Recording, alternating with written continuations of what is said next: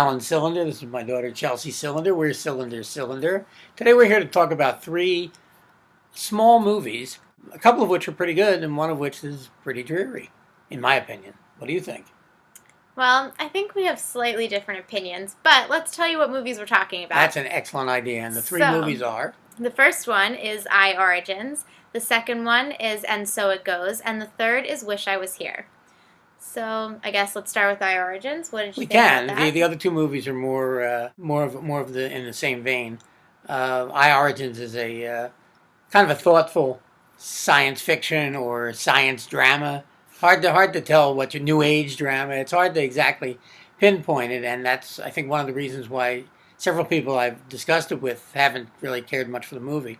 But I actually thought it was pretty good. I thought that Michael Pitt was good in the movie, and I thought Mike Cahill, who wrote and directed it, it's his second movie. I thought he did a pretty nice job with this, and it actually is a movie that, for much of the movie, I didn't know where it was going. So it continued to surprise me in different ways. And you can't say that about too many movies, because usually even movies lately that you like, you just sit there and watch it and you know which way they're going to end up. This film wasn't like that, although by the time it neared its conclusion, I did know where it was going to end up. But yeah, I was about to say, like, the last maybe third is very predictable. But not predictable in a bad way. It's just predictable. It is predictable. But the first two thirds, you're not really sure where he's going with it or what's going to happen next. And it's nicely low-key. It's not a noisy movie like a lot of movies that are out today. And I'd have to say I'd recommend I, Origins.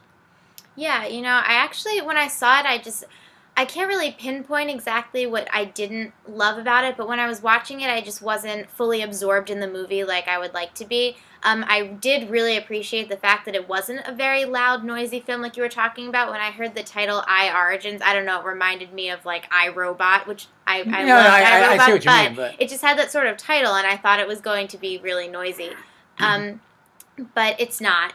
I agree, Michael Pitt, very good. I liked it, I would say.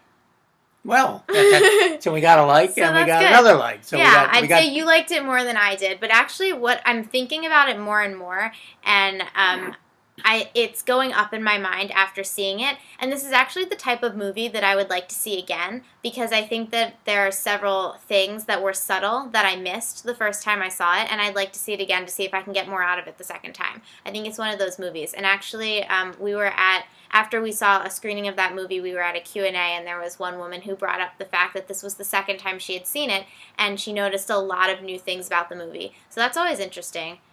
I'm not sure how the film will hold up on second viewing for me. I might like it less, I might like it more, I might like it the same. I think I'll like it more. One of the things that, as I said, that I liked about the movie was I didn't know where it was going. That wouldn't be the case on second viewing, so I'm not sure about that. But for people going out to see it once, I think it's a good once, and I think people will enjoy it. Another movie that I enjoyed a lot, much more than I expected, is And So It Goes. This is a movie by Rob Reiner, a director who had tremendous success years ago, but hasn't had that kind of success in quite a while. He's working with a script that could have been very treacly and could have been really like cringeworthy almost, I would say. But he pulls it off. It's a really entertaining picture. And the main reason he's able to pull it off is because he's got two leads that work very well together, Michael Douglas and Diane Keaton. Michael Douglas in particular is really good in this picture. And it's not the kind of movie that you haven't seen before, but it's the kind of movie that, for what it is and where it's going, is pretty well done. I agree. I really liked it. This is the type of movie that I was very interested in because, you know, it's a typical romantic comedy, which I enjoy, as do many people. I thought Michael Douglas and Diane Keaton, great performances. They have good chemistry. They're just so much fun to watch.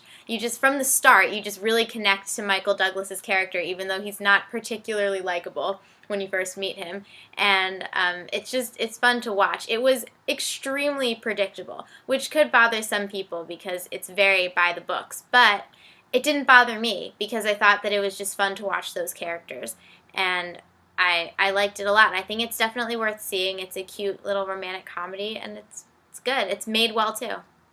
It's the kind of movie that's very easy to trash. You could very much pull. You could easily, if you're very cynical, and I am cynical, but it's this is the kind of movie that you could pull apart very easily. But if you just sit back and relax and enjoy it, I think he really pulled it off well. He does a nice little cameo in the picture also. And Diane Keaton sings in the movie, another plus. I don't think she's sung in a movie since Annie Hall. So this is another movie I would recommend. Yeah. An indie movie that I didn't much care for and I wanted to like is a movie called Wish I Was Here, which is written and directed by Zach Braff. It was actually co-written with his brother, Adam, but directed solely by him.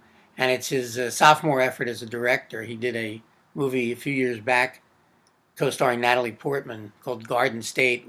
And people really liked this film, particularly for its soundtrack. I think it was it had a CD, actually, that sold very well. And I thought the movie was okay at the time. I haven't seen it lately. This movie is less than okay.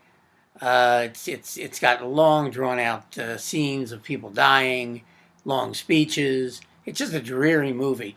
And it's paced like a sitcom. Even though it's dreary, it has sitcom sensibilities about it. And he, of course, worked in a sitcom for years. But this is a movie that I'm not very fond of. He co-stars with Kate Hudson and Josh Gad and Mandy Patinkin. Patinkin is a terrific stage actor, but skip him in this movie at all costs. So I'm going to say I didn't think it was the greatest movie ever made, but I think I enjoyed it more than you did. I really liked the way it started off. I thought it had such promise when it first started off. It seemed like it was going to be a lot of fun. It did have a lot of promise. It did. In that opening scene, it's funny, and you immediately connect to the characters, and you want to watch them, and it's good. But yeah, I think the film ends up a little drearier than necessary, but I had fun watching Zach Braff because I just think he's enjoyable to watch. I liked Kate Hudson, too. I liked the daughter, I thought was good. And I liked actually both kids. I liked the son, too. I liked it. I think it was a little longer than it needed to be. So, do you remember the running time? 3 hours. I'm not sure. This is not a movie I hate. I might want to add by any means, but it's just a movie that just kind of laid there, and I found kind of disappointing. It does start off with a lot of promise. It starts off with some different ideas actually, and you think, oh, this could be something, yeah. but it isn't. It has a bunch of different ideas going, most of which are not interesting. Ashley Greene has a cute cameo in the film. Oh yeah. Whatever that means. There are a lot of cute moments in the film, I think. There are cute moments in the film, but it doesn't. There's not enough there for a movie. They really should have honed that script a little better before even going before a camera, I think. Yeah. So, 3 movies. All pretty worth seeing. No. I think. 2 movies. 2 movies. 2 movies worth seeing. You be the judge. Let us know what you think about these movies. Or if you haven't seen them, go see them, because we want to know. Or, if you don't go see them, I don't know what. All I can say is stay tuned. Stay tuned, because we're always going to be talking about more movies, and maybe we'll go see one of them. Or maybe you won't. Likely. Probably likely you'll see something that we're going to talk about in the near future. So for now, this is Alan Cylinder. And Chelsea Cylinder. Saying see you at the movies. Bye.